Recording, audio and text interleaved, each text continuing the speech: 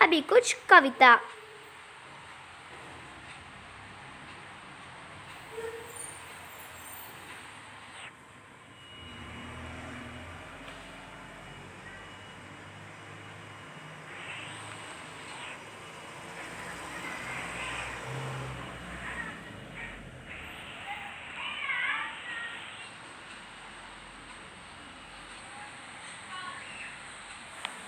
कविता का सार।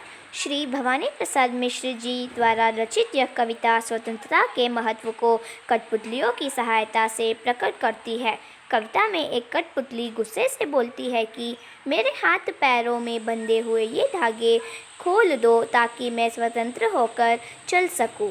उसकी बात सुनकर बाकी कठपुतलियां भी स्वतंत्र होना चाहती थी। तभी पहली कठपुतली के मन में प्रश्न आया कि अचानक उसके मन में ये कैसे इच्छा उत्पन्न हो गई। आखिर क्यों आज़ाद होना चाहती है वो, और क्या करेगी वह आज़ाद होकर। इन्हीं प्रश्नों में उलझ कर रह जाती है पहली कठपुतली।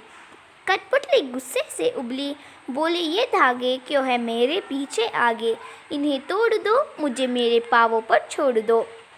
अर्थात धागों से बंधी हुई कठपुतली अचानक क्रोधित हो जाती है। वह कहती है कि मेरे आगे पीछे धागे बांधकर मुझे गुलाम क्यों बना रखा है, मैं आज़ाद होकर चलना चाहती हूँ। कठपुतली कहती है कि मेरे बंधन रूपी इन धागों का तोड़ दो और मुझे स्वतंत्र होकर अपने पैरों पर चलने दो।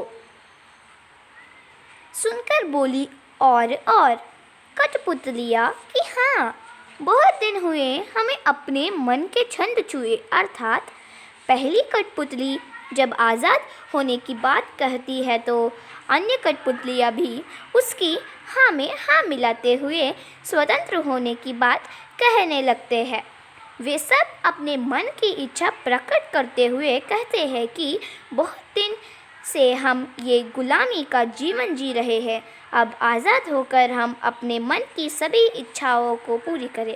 मगर पहली कठपुतली सोचने लगी, ये कैसे इच्छा मेरे मन में जगी। अर्थात अन्य कठपुतलियों की स्वतंत्र होने की मांग को सुनकर पहली कठपुतली सोचती है कि यह मेरे मन में अचानक कैसी इच्छा उत्पन्न हो गई, चूँकि मैं कि इस मांग की शुरुआत की है। अतः सभी कठपुतलियों को स्वतंत्रता की जिम्मेदारी मुझ पर है।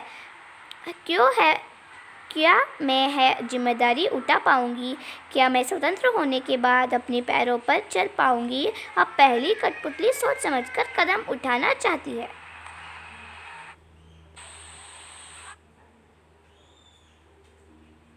धन्यवाद।